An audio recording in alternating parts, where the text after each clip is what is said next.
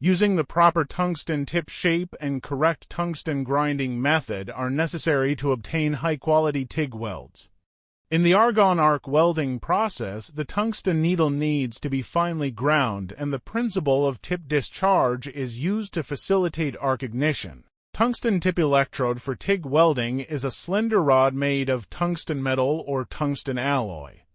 It has good thermal, mechanical, chemical, and electrical properties and can improve the welding speed and quality, which is beneficial to the processing of beautiful and strong welds.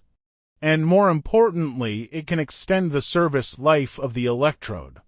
Tungsten tip electrode for TIG welding is a consumable in the TIG welding process. It can be used to weld easily oxidized non-ferrous metals such as aluminum, magnesium and their alloys, stainless steel, high-temperature alloys, titanium and titanium alloys, as well as refractory active metals such as molybdenum, niobium, zirconium, etc.